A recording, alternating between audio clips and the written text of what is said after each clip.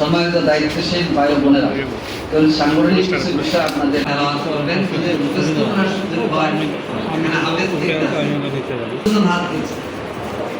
কি সুবহানাল্লাহ পড়ে? আমি কিন্তু হাফেজ একজন পেলাম, এখন গেছে আমি হাফেজ হওয়া শুরু করে এখন মহানবীর শিবির বলেন বিদ্যাটা আছে তো। আমি আসছি তো এক্সাম তোরা এমন আছে কিনা? হ্যাঁ, নীলফামারী সাইডের হাফেজ আমাদের এই মহাদেশ রবিউল বসাত্তি হলো যে সাতক্ষীরা, আর যিনি আগে হেড মহাদেশ ছিলেন সাবেক জেলামের মহাদেশ আব্দুল কাদ, যিনি অধ্যক্ষ আব্দুল খালেক মন্ডল, উনি তো শহীদ হলেন। উনি ছিলেন যেটা বলতেছিলাম, শুকরিয়া আদায় করতে হবে। সূরা আনফাল কি স্মরণ করবে?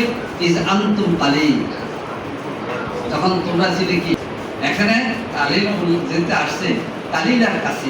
কালীলা সরকার গণভোটের যে অধ্যাদেশ জারি করেছিল, সংবিধান সংস্কার কমিশন গঠনের যে অধ্যাদেশ জারি করেছিল, এরপরে বিএনপি 12ই এই সংসদ গঠনের আগ পর্যন্ত এই বিষয়ে কোনো প্রতিবাদ করে নাই, এবং বরং গণভোটের যখন 21 দিন হওয়ার বিজ্ঞাপন জারি করেছে, বিএনপি অন্তর্বর্তী সরকারকে সমর্থন জানিয়েছিল, বাহবা দিয়েছে।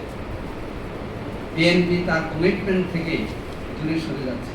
তাদের স্বার্থে কোন ইঙ্গিতে, কোন লক্ষ্যে তারা এইসব কাজ করছেন, জনগণের মধ্যে সে সন্দেহ তৈরি হয়েছে।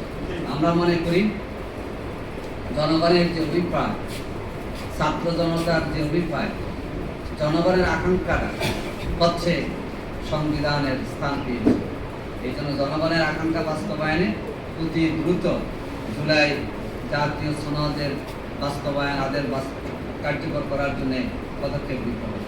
ইতিমধ্যে যুক্তি এবং তর্কে সরকারি দল বিরোধী দল মিলে দেশকে একটি সুস্থ ধারায় শহীদ আবু সাঈদের যে আকাঙ্ক্ষা ছিল, উই ওয়ান্ট জাস্টিস, বুকের মধ্যে অনেক ঝড়, বুক পেতেছি গুলিকর, এই যে ছাত্র জনতার বুকের ঝড়কে আমরা মুছে দিতে চাই। ছাত্র জনতার বুকের ঝড় হলো কোটা সিস্টেম, কিন্তু আপনারা তো এখন বিশ্ববিদ্যালয়ে কোটা সিস্টেমে বিসি নিয়োগ শুরু করে দিয়েছেন, ঠিক কিনা? বাদ দিতে হবে। কোটার ভিত্তিতে সার্চ কমিটির মাধ্যমে এবং নিরপেক্ষতার দৃষ্টিতে আমরা বিসি নিয়োগ করতে হবে। এর মধ্যে যে কয়টা বিসি নিয়োগ করছেন সব দলীয় নেতা কর্মী, দলবাজ নেতা যিনি লাগার দানের শীষ লাগা, এই জাতীয় স্লোগান দিয়েছেন এমন একজন রাজনৈতিক নেতাকে আপনার বিসি নিয়োগ করেছেন, যেটা জনগণ পছন্দ করতেছে না, আমরা পছন্দ করি না। এই জন্য আসুন, সংগ্রামকে আমরা প্রাণ বন্ধ করতে চাই। সংগঠনের ব্যাপার আমরা এটা সরকারের দৃষ্টি আকর্ষণ করব। সংসদে আমাদের মাননীয় সংসদ সদস্যরা এটা বক্তব্য নিয়ে এসেছেন, এবং এই ক্ষেত্রে আমরাও উদ্বিগ্ন। আমরা মনে করবো যে সমস্যাটা একটা সরকারের নয়, আমাদের সবার। আমরা যেন এই সংকট থেকে উত্তরণে এগিয়ে যেতে পারি, সেই জন্য আমরা সমন্বিতের ভূমিকা প্রত্যাশা করছি। আমাদের পক্ষ থেকে যতটুকু সহযোগিতা লাগে, জামাত ইসলামী একটি রাজনৈতিক দল হিসাবে সে সহযোগিতা থাকবে ইনশাআল্লাহ। আপনাদের পরামর্শ আছে কিনা সরকারের প্রতি জানাই সংকট নিয়ে?